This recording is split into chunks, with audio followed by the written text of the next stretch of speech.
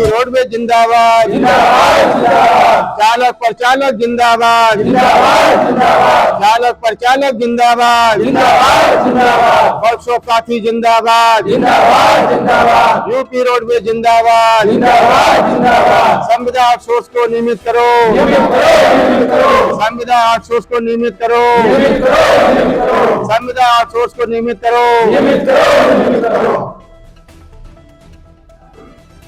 नमस्कार, मेरा नाम है गौरव श्रीवास्तव और आप देख रहे हैं नेशन स्टेशन। आज मैं हूं उत्तर प्रदेश परिवहन निगम के लखनऊ स्थित आलमबाग बस टर्मिनल में। यह स्थान जो उत्तर प्रदेश से लेकर के अन्य राज्यों को भी बहुत सारी यातायात सुविधाएं उपलब्ध कराता है। और ये जो मेरे पीछे आपको ये भीड़ दिख रही है, यहाँ के कर्मचारी हैं और ये उत्तर प्रदेश परिवहन निगम के चालक परिचालक हैं। ये चालक परिचालक कुछ संविदा पे भी हैं, कुछ आउटसोर्स पे भी हैं।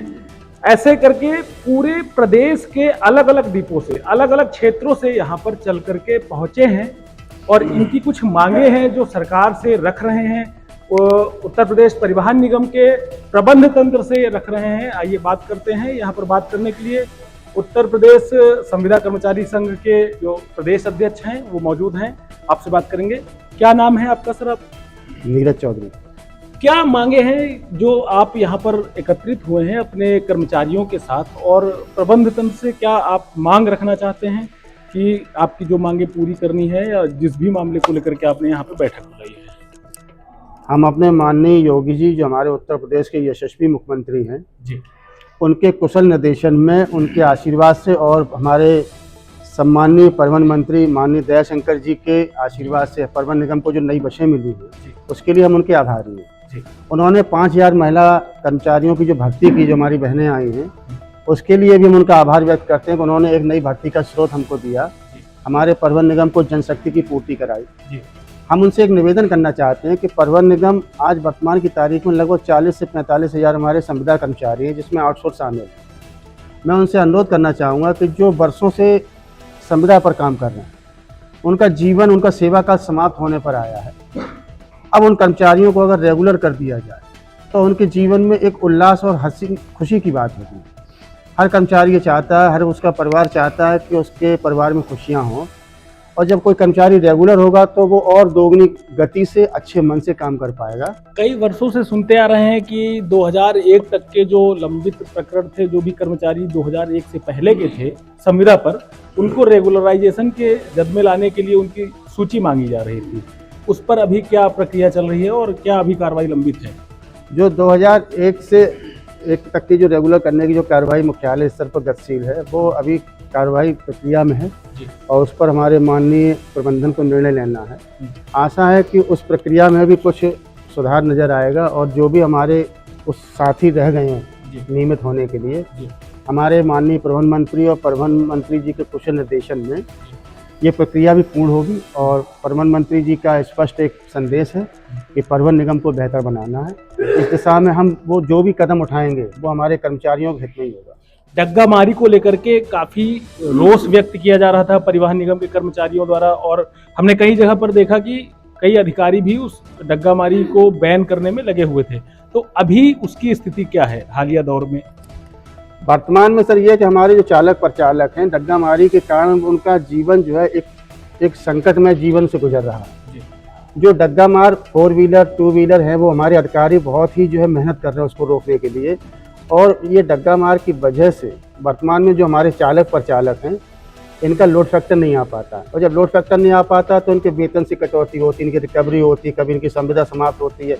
ऐसी परिस्थिति में ये हमारे लिए बड़ा एक सोचनीय विषय है। हम अपने आदरणीय परिवहन मंत्री जी से जब भी हमारी भेंट होगी, हम मीडिया के माध्यम से भी उनसे निवेदन करना चाहेंगे कि आदरणीय इस विषय पर अगर जितना हो सकता है अपना सकते हैं, क्योंकि ये सब चीज़ें ट्रांसपोर्ट में आती हैं। तो हमारे परिवहन मंत्री जी जब अपना सख्त कदम उठाएंगे तो डग्गा मारी रोकने में मुझे लगता है कि शायद ज़्यादा समय नहीं लगेगा। और डग्गा मारी रोकने से क्या, जो परिवहन निगम की इनकम ऑटोमेटिक बढ़ती है। जब हमारे सामने कोई 4 व्हीलर 2 व्हीलर नहीं होगा तो वो सवारियाँ हमारी होंगी। जो परिवहन निगम की आज सवारियाँ हैं उनको डग्गा मार लोगों ने भटका रखा है। प्रबंध तंत्र से इस संबंध में लेकर के कोई बात हुई है कि आप जो है डग्गा मारी को किस तरीके से, किस चरणबद्ध तरीके से बैन करने वाले हैं? क्योंकि हर गली नुक्कड़ और चौराहे पे अब डग्गा मारी व्यवस्था जो फैल चुकी है। आपके इस चैनल के माध्यम से हम अपने सम्माननीय प्रबंध निदेशक महोदय से अनुरोध करना चाहेंगे कि डग्गा मारी के लिए हमको एक मोटिवेशन कार्यक्रम आवश्यकता है, जो हमारे परिवहन आयुक्त के साथ मिलकर के की जा सकती है।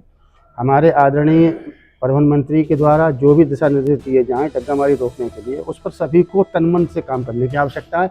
और डग्गा मारी कोई बहुत बड़ा विषय नहीं है। अगर हम लोग जुटे हैं इस काम पर तो सफलता भी मिलेगी, और परिवहन निगम को जो हमारे टारगेट्स होते हैं, हम लोगों के इनकम के जो टारगेट्स मिलते हैं हमारे चालक परिचालकों को, वो भी पूरे होंगे। परिवहन निगम प्रॉफिट के दौर में और भी बेहतर छलांग मारेगा, ये हमें उम्मीद है इस चीज़ की। पूर्ववर्ती सरकारों में परिवहन निगम के चालक परिचालक महिलाएं नहीं हुआ करती थी, लेकिन अभी की जो सरकार है नारी सशक्तिकरण को लेकर के महिलाओं की भर्ती की है, और महिला परिचालक और चालक भी कई जगह पे भर्ती किए गए थे। लेकिन परिवहन निगम के जो मूलभूत सुविधाएं हैं, जैसे शौचालय हैं, ये अक्सर हमने देखे हैं कि लगभग बस स्टेशनों में बड़े बदबूदार रहते हैं और बहुत ही गंदे रहते हैं। तो इसको किस तरीके से दूर कर पाएंगे? क्योंकि महिलाओं को कुछ ना कुछ प्राइवेसी चाहिए होती है, तो इसको कैसे आप सही करवा पाएंगे? हम अपने योगी जी के आभारी हैं कि उन्होंने 5000 महिला परिचालकों की भर्ती के लिए, और हमारे परिवहन मंत्री जी के कुशल निर्देशन में परिवहन निगम को जो 5000 महिलाएं मिली हैं हमारी बहनों के रूप में, हम उनके आभारी हैं कि ऐसा कदम आज तक किसी भी पूर्ववर्ती सरकार ने नहीं उठाया। ये बहुत ही अच्छा विषय है कि जो हमारे नारी सशक्तिकरण की दिशा में माननीय मोदी जी कहते हैं, माननीय योगी जी कहते हैं, उस दिशा को धरातल पर उतारने का कार्य हमारे परिवहन मंत्री ने किया। मैं आभारी हूँ उनका कि मैं चाहूँगा कि भविष्य में और भी इस तरीके की योजनाएं महिला कर्मचारियों के लिए अगर लाएंगे और महिलाओं को अगर मौका दिया जाए तो वो अपने पैरों पर खड़ी भी होंगी, और परिवहन निगम को एक बेहतर जिम्मेदार कर्मचारी के रूप में भी काम मिलेगा। मूलभूत सुविधाओं के लिए कैसे सरकार काम कर रही है? कुछ काम अगर चल रहा है तो वो थोड़ा सा बताइएगा। अब मूलभूत सुविधा, जहाँ तक आप जितने भी बस स्टैंड आप देखना चाहेंगे, आप मीडिया के माध्यम से देखते होंगे, अगर कहीं, चूँकि ये पब्लिक ट्रांसपोर्ट हमारा, तो ऐसा नहीं है कि ये गंदगी बनी रहती है। गंदगी इसके लिए सफाई कर्मी हमारे टेंडर हैं, ठेके हैं, सभी उठे रहे, सफाई व्यवस्था बनी रहती है। लेकिन जो पब्लिक का आना जाना रहता है, इसलिए थोड़ा बहुत आपको कहीं नज़र आ सकता है। लेकिन इस पर हमारे जो भी हमारे अधिकारी वर्ग होते हैं, जो हमारे प्रबंधन है, वो इन चीज़ों पर बहुत फोकस रखता है कि यात्रियों की जो मूलभूत सुविधाएं हैं उसमें कोई कमी ना हो, उनको बेहतर किया जाए। तो कर्मचारियों को, जैसे कि यहाँ पे कई कर्मचारी लेकर के पम्फलेट खड़े हैं कि संविदा आउटसोर्स कर्मियों को नियमित करो, तो ये बहुत बड़ा चैलेंज है कहीं ना कहीं पूरे प्रदेश में, और पूरे भारत के ही सभी लगभग राज्यों में ये व्यवस्था लागू हो चुकी है। तो इसके लिए कुछ नियमावली कोर्ट द्वारा भी पहले बनाई गई है, तो उस बारे में कुछ आप जो है सरकार को या अपने प्रबंध तंत्र को अवगत करा चुके हैं या फिर कराने वाले हैं? नहीं, अभी हम अपने माननीय परिवहन मंत्री जी से और माननीय प्रबंध निदेशक महोदय से भेंट करेंगे, और उनसे हम इस बात का अनुरोध करेंगे कि हम सभी लोग, जितने भी ये संविदा के चालक परिचालक भाई हमारे पूरे प्रदेश में हैं, उन सभी की तरफ से ये हाथ जोड़कर करबद्ध निवेदन रहेगा अपनी सरकार से, क्योंकि इस सरकार ने बहुत अच्छे काम किए। जो नहीं होते थे काम, वो काम किए परिवहन निगम के लिए। इसलिए हम सरकार से एक बार फिर हमारा अनुरोध रहेगा, हाथ जोड़ के करबद्ध निवेदन रहेगा मंत्री जी से और योगी जी से, कि अब हमारे जो संविदा के साथी हैं, आउटसोर्स के साथी, इनके भविष्य को बेहतर बनाने के लिए गंभीरता से अगर वो विचार कर लेते हो तो ये कोई बड़ा मुद्दा नहीं हमारे योगी जी के लिए और हमारे माननीय परिवहन मंत्री जी के लिए। इनको नियमितीकरण करने के लिए आप वरिष्ठता के आधार पर इनको हम बना सकते हैं, मौका दे सकते हैं। जो अच्छे हमारे परफॉर्मर हैं उनको हम पहले श्रेष्ठता में अगर ले लेते हैं तो जो आने वाले कर्मचारी होंगे उनको भी एक आशा रहेगी कि चलिए आज नहीं तो कल हमारा भी नंबर आएगा। उनको भी एक मोटिवेशन मिलता है कि हम अगर परिवहन निगम में अच्छा काम करेंगे, परफॉर्म करेंगे जनता के बीच में, तो उनको भी रेगुलेशन का मौका मिलेगा। और जब कोई कर्मचारी रेगुलर हो जाता है तो उसकी जो ऊर्जा शक्ति है वो बढ़ जाती है, क्योंकि हमारे योगी जी भी कहते हैं कि जो अच्छा करेगा तो अच्छा फल है। तो निश्चित तौर पर हमें ये काम अपने परिवहन मंत्री को दिखाना है। हम परिवहन मंत्री के निर्देशन में पूरा परिवहन डिपार्टमेंट काम करता है, तो हम उनके आदेशों पर चलने वाले सिपाही हैं। हम अपने परिवहन मंत्री से भी कहेंगे इस मंच के माध्यम से कि कृपया करके इस बात पर गंभीरता से विचार करिए मंत्री जी कि हमारे जो संविदा के साथी 40 से 45 हज़ार साथी हैं, अब इनके भविष्य के लिए कृपया आपसे निवेदन है कि आप अब इनको रेगुलेशन करने की प्रक्रिया अगर कर देते हैं तो इनके जीवन में चार चांद लगेंगे, इनके परिवार को, इनके बच्चों को, इनके घर वालों को एक खुशी मिलेगी कि सरकार ने उनके जीवन में जो प्रकाश दिया है वो वाकई में जीवन भर अविस्मरणीय रहेगा और उसको याद किया जाए। अच्छा, कर्मचारियों की श्रेणी के लिए अध्यक्ष जी, जैसे रेगुलर और संविदा तो समझ में आता है बात, लेकिन संविदा के साथ साथ अगर आउटसोर्स जोड़ा जाता है तो उससे क्या आपके परिवहन निगम को कुछ फायदा हो रहा है या फिर सिर्फ बट्टेबाजी चल रही है कि आउटसोर्स के नाम पे एजेंसियों को हायर करें और उन कर्मचारियों का जो वास्तव में उनका अधिकार है उसको भी वो एजेंसियां खा रही हैं? इस पर कुछ कहेंगे? नहीं, ऐसा नहीं है। देखिए, हमारे पास वर्तमान में नियमित कर्मचारियों की संख्या बहुत कम होती जा रही है और आपको पता होगा कि वर्तमान में हमारे संविदा कर्मचारी भी हमको जो है उनका भी सेवा काल समाप्ति की ओर कई साथियों का है। तो सरकार ये मानती है कि परिवहन मंत्री जी ने इतनी बसें बढ़ाई हैं, इतनी जनता को सुविधाएं दे रहे हैं, तो उन बसों को चलाने के लिए हमें चालक परिचालक की भी आवश्यकता होती है। तो आउटसोर्स व्यवस्था इसलिए लाई गई ताकि हम कुछ समय के लिए सही या कालांतर के लिए भी सही हमें अपने स्टाफ की पूर्ति तो करनी है। अगर 1000 बसें हम खरीदते हैं तो 1000 बसों को चलाने के लिए हमें चालक परिचालक चाहिए, वो कहाँ से आएंगे? तो अगर आउटसोर्स एजेंसी के माध्यम से हमको कोई सुविधाएं मिल रही हैं, हमको कर्मचारी मिल रहा है, तो कम से कम हम जनता को तो सुविधा दें। जनता को हमारी सुविधा चाहिए। जनता को यह नहीं मालूम होता कि जो हमारे चालक परिचालक चल रहे हैं वो रेगुलर हैं या संविदा का बैठा है या आउटसोर्स का बैठा है। जनता इस बात को नहीं जानती। जनता ये जानती है परिवहन निगम के चालक परिचालक। तो परिवहन मंत्री जी का सीधा सा साफ कॉन्सेप्ट है कि वो ये चाहते हैं कि जनता को बेहतर सुविधा मिले। वो कैसे व्यवस्था करेंगे, ये सरकार अपनी जिम्मेदारी लेती है कि और मंत्री जी जिम्मेदारी इस बात की लेते हैं कि हम कितना जल्दी इस चीज़ को पूरा करें। हो सकता है कि आज जो आउटसोर्स में कल वो संविदा में आ जाए, परसों वो रेगुलर भी हो जाए।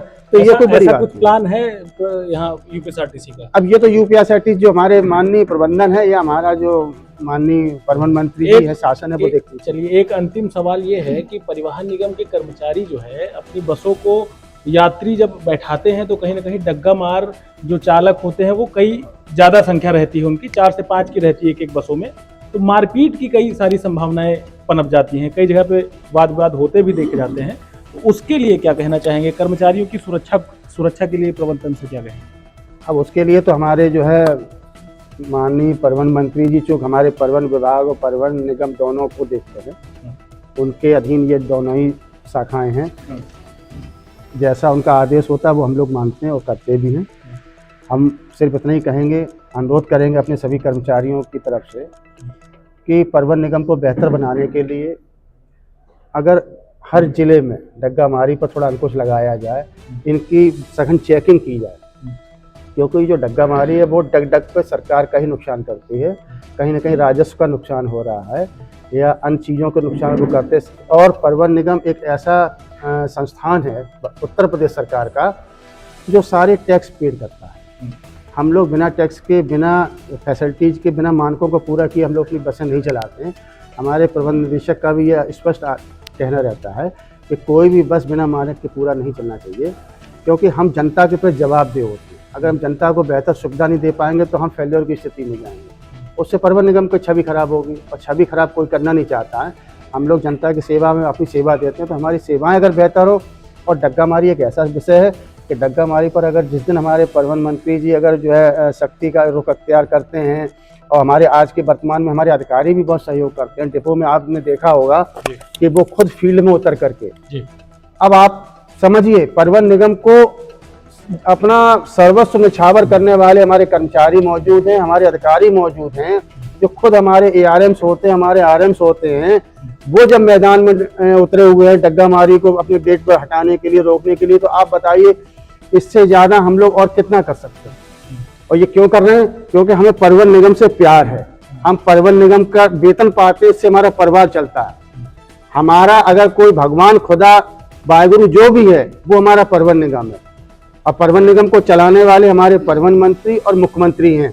तो उनके निर्देशन में हमारा परिवहन निगम फेल ना हो, हमारी छवि खराब ना हो, ऐसा हम काम करेंगे। और हम जनता की सेवा में रात दिन समर्पित हमारे चालक परिचालक थे, हैं और आगे भी रहेंगे। बस एक अंतिम हम आपके मन से कहना चाहेंगे कि हम अपने माननीय योगी जी से, माननीय परिवहन मंत्री से पुनः अनुरोध करेंगे कि संविदा के साथियों को अब रेगुलर करने की अगर कार्रवाई शुरू कर दी जाती है तो आप यकीन मानिए इस सरकार से बेहतर न सरकार पहले कोई थी, न इस सरकार के बाद कोई बेहतर सरकार होगी, क्योंकि वादे तो बहुत लोग करते हैं, लेकिन जो वादा निभाने वाली सरकार है वो योगी सरकार है। और योगी सरकार में अगर हमारे ये साथियों का भला हो जाता है तो हम जीवन भर सभी लोगों के आभारी रहेंगे कि हमारे साथियों का भला हो गया, उनके परिवार का। जी, नेशन स्टेशन से बात करने के लिए बहुत बहुत धन्यवाद। तो ये थे नीरज चौधरी जी, और संविदा कर्मचारी एकता संघ के आप प्रदेश अध्यक्ष हैं, और परिवहन निगम की ज्वलंत समस्याएं, क्योंकि परिवहन निगम उत्तर प्रदेश के 14 से 15 लाख यात्री रोजाना अपनी सेवाओं के माध्यम से एक जगह से दूसरी जगह पर ले जाने का काम करता है। तो कहीं ना कहीं यह सबसे बड़ा संचार तंत्र कहा जा सकता है कि किस तरीके से पूरे प्रदेश की जीवन रेखा और लाइफलाइन को भी निर्धारित करता है। तो कहीं ना कहीं सरकार को इन मामलों पर ध्यान देना चाहिए, और क्या मांगों का निस्तारण हो सकता है उन पर भी ध्यान देना चाहिए। वीडियो जर्नलिस्ट हर्षित के साथ गौरव श्रीवास्तव, नेशन स्टेशन।